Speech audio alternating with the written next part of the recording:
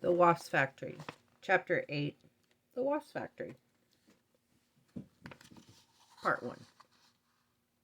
In the early morning, while my father slept, and the cold light filtered through the sharp overcast of young cloud, I rose silently, washed and shaved carefully, returned to my room, dressed slowly, then took the jar with the sleepy-looking wasp in it up to the loft, where the factory waited. I left the jar on the small altar under the window and made the last few preparations the factory required. Once that was done, I took some of the green cleaning jelly from the pot by the altar and rubbed it well into my hands. I looked at the time, tide and distance tables, the little red book that I had kept on the other side of the altar, noting the time of high tide. I set the 2 small wasp candles into the positions, and the tips of the hands of the clock would have occupied on the face of the factory if showing the time of the local high tide. Then I slid the top off the jar a little and extracted the leaves and a small piece of orange peel, leaving the wasp in there alone.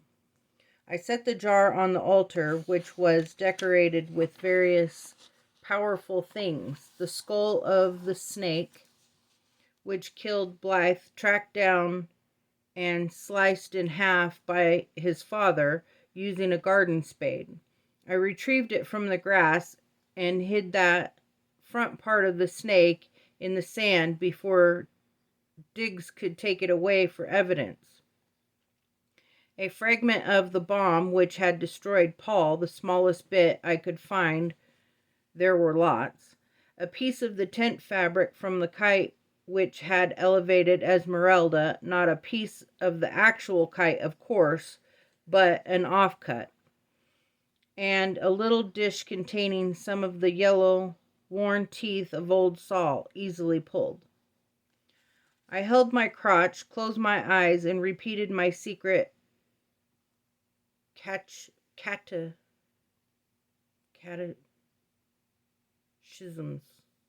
I don't know that word. I could recite them automatically, but I tried to think of what they meant as I repeated them. They contained my confessions, my dreams and hopes, my fears and hates, and they still make me shiver whenever I say them, automatic or not. One tape recorder in the vicinity and the horrible truth about my 3 murders would be known. For that reason alone, they are very dangerous. The catechisms also tell the truth about who I am, what I want, and what I feel, and it can be unsettling to hear yourself describe as you have thought of yourself in your most honest and abject moods, just as it is humbling to hear that you have thought about it in your most hopeful and unrealistic moments. Once I had gone through this, I took the wasp without further ado to the underside of the factory and let it in. The wasp factory covers an area of several square meters in an irregular and slightly ramshackle tangle of metal, wood, glass, and plastic. It is all based around the face of an old clock which used to hang over the door of the Royal Bank of Scotland in Port Neal. The clock face is the most important thing I have ever recovered from the town dump. I found it there during the year of the skull, and I rolled it home down the path to the island, and rumbled it over the footbridge. I stored it in the shed until my father was away for the day.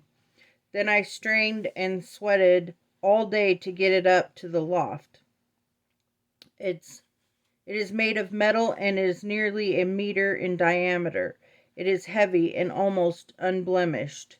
The numerals are Roman script, and it was made along with the rest of the clock in Edinburgh in 1864, 100 years exactly before my birth. Certainly not coincidence. Of course, as the clock looked both ways, there must have been another face, the other side of the clock. But although I scoured the dump for weeks after I found the face I never did discover the other one. So that, it too, is part of the mystery of the factory, a little grail legend of its own. Old Cameron in the ironmonger's shop in the town told me that he heard a scrap metal dealer from Iverness took the workings of the clock. So perhaps the other face was melted down years ago, or now adorns a wall of some smart house on the Black Isle, but on the Black Isle built from the profits of dead cars and the varying price of lead. I'd rather the former. There were a few holes in the face which I soldered up. I left the hole in the dead center where the mechanism connected with the hands, and it is through that the Wasp is let into the factory. Once there, it can wander about the face for as long as it likes, inspecting the tiny candles with its dead cousins buried inside, if it likes, or ignoring them if it would rather. Having made its way to the edge of the face, though where I have sealed it with the wall of plywood 2 inches high, topped with a meter circle of glass, I had the glazier in town make specially, the Wasp can enter one of the 12 corridors through little wasp-sized doors, one opposite each of those, to the Wasp, vast numerals. If the factory so chooses, the weight of the Wasp trips a delicate seesaw trigger made from thin pieces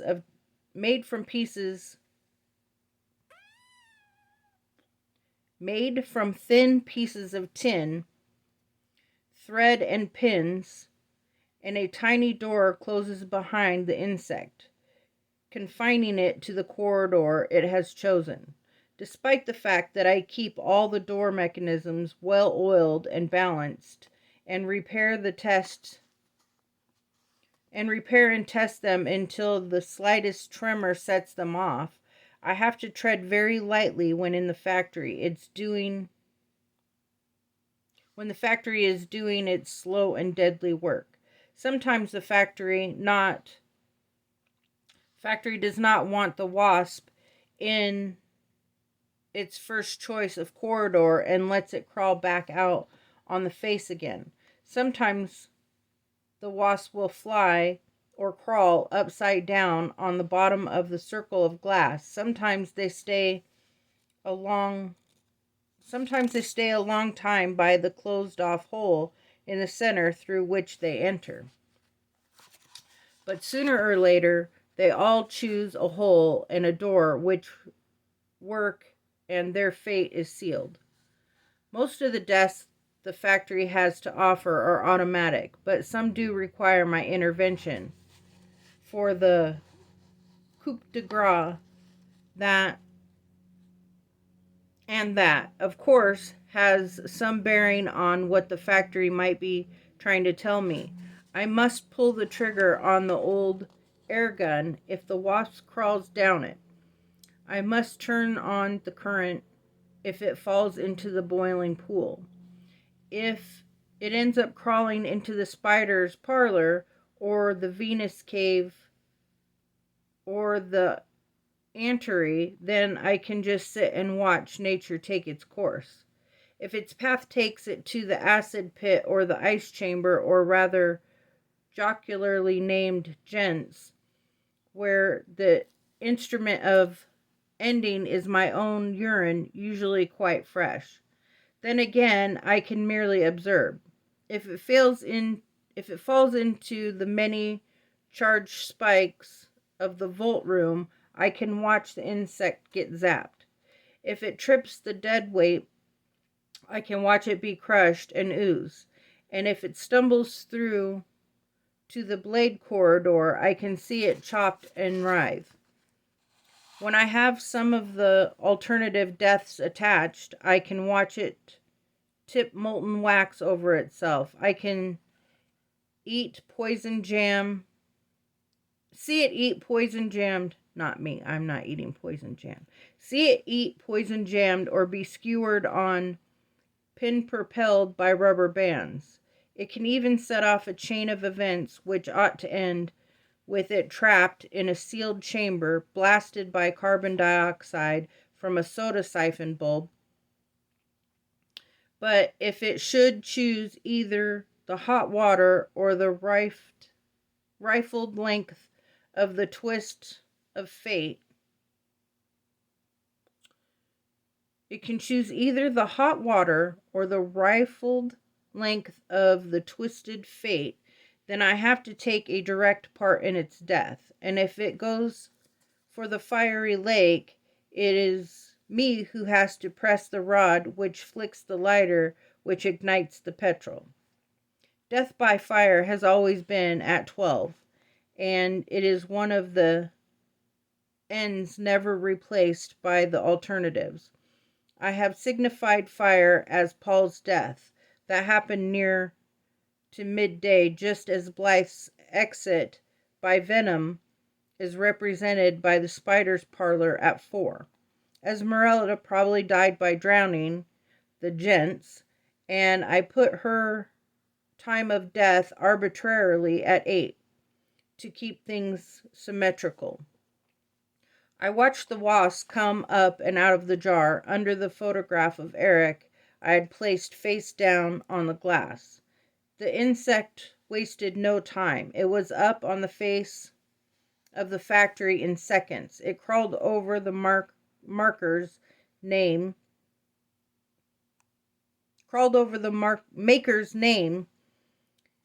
and had the year the clock was born, ignored the wasp candles totally, and went more or less straight for the big,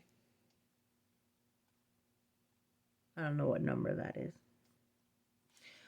Over all that, through the door opposite, which snicked quietly closed behind him. It went at a fast crawl down the corridor, through the lobster pot funnel made from thread which would stop it from turning back, then entered the highly polished steel funnel and slipped down into the glass-covered chamber where it would die. I sat back then, sighing. I pushed a hand through my hair and leaned forward again, watching the wasp where it had fallen as it clambered about the blackened and rainbow-colored bowl of steel mesh which had been sold as a tea strainer but now hung over the bowl of petrol. I smiled ruefully. The chamber was well ventilated with many small holes in the metal top and bottom of the glass tube, so that the wasp would not choke on the petrol fumes. A slight odor of petrol would usually be sensed when the factory was primed, if you put your mind to it. I could smell that petrol as I watched the wasp, and perhaps there was just a trace of drying paint in the atmosphere too, though I couldn't be sure. I shrugged to myself and pushed down on the chamber button so that a length of doweling slid down its guide of aluminum tent pole and came into contact with the wheel and the glass release mechanism on top of the disposable lighter posed over the pool of petrol. It didn't even need a few tries to catch. It went the first time, and the thin flames, still quite bright in the early gloom of the morning, lit of the still quite bright in the early gloom of the lit morning lit of the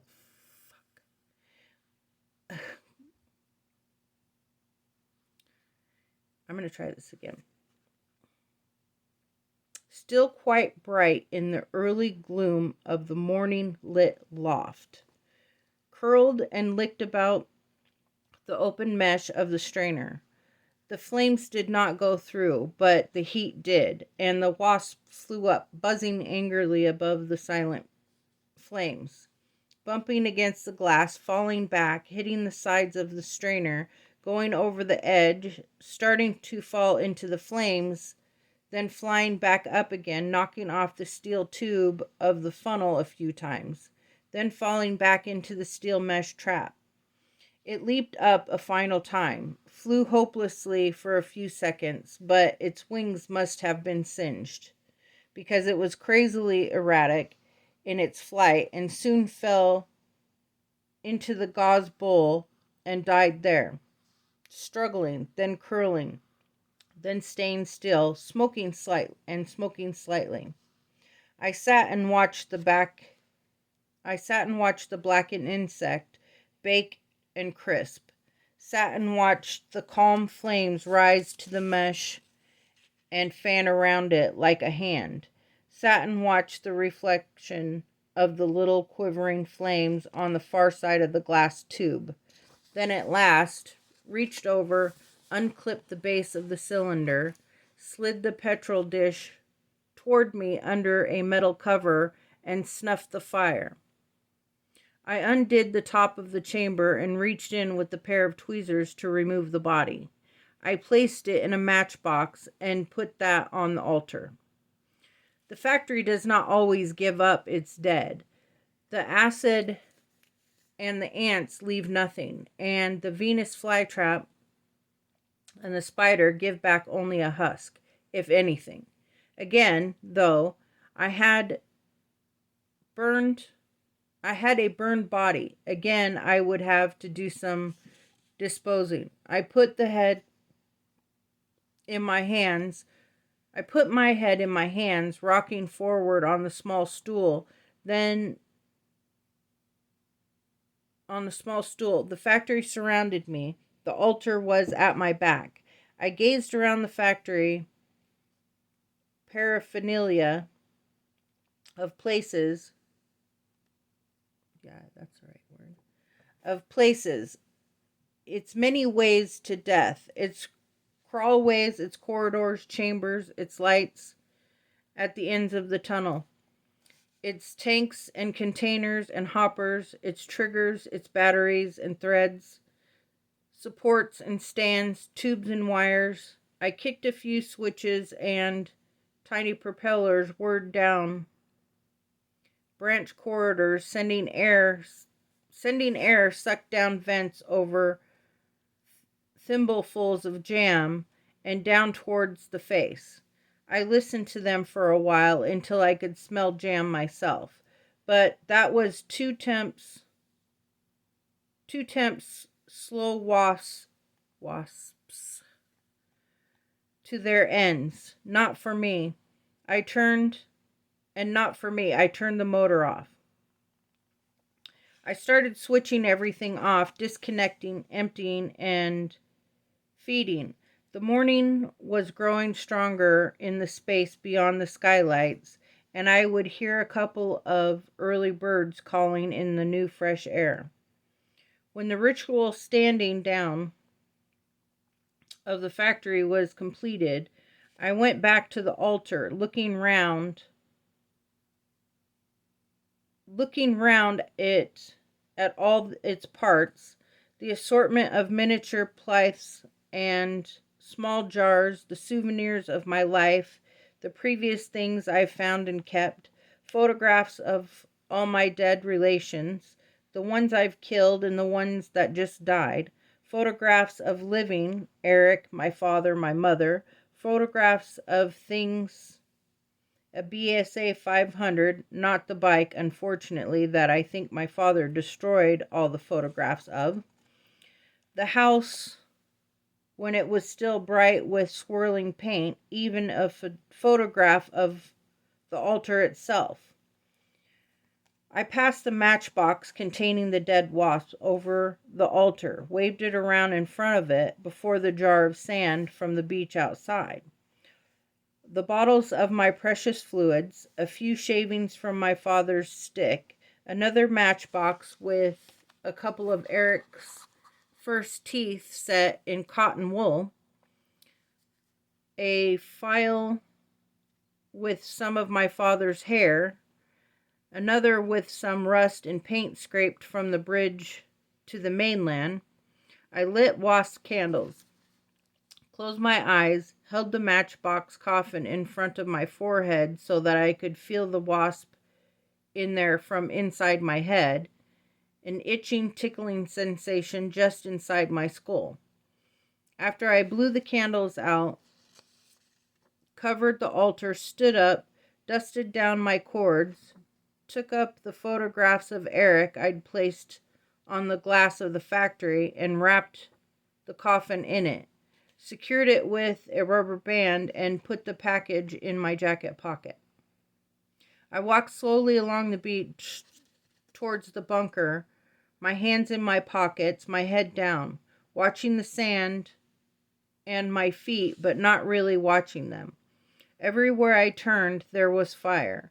The factory had said it twice. I had turned to it instinctively when attacked by the rogue buck, and it was squeezed into every spare corner of my memory. Eric brought it closer all the time, too. I brought my face up to the sharp air and the pastel blues and pinks of the sky, feeling the damp breeze, hearing the hiss of the distant outgoing tide.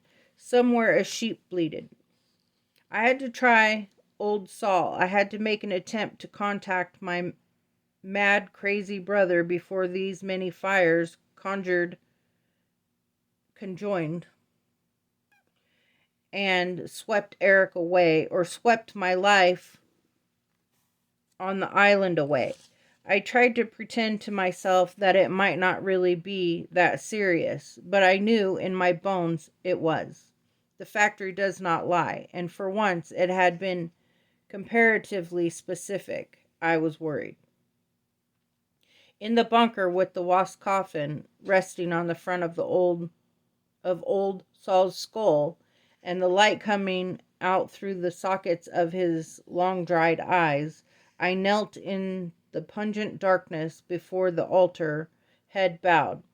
I thought of Eric. I remembered him as he was before he had his unpleasant experience, when, although he had been away from the island, he was still really part of it. I remembered him as the clever, kind, excitable boy he had been, and I thought of what he was now, a force of fire and disruption approaching the sands of the island like a mad angel, heads swarming with echoing screams of madness and delusion.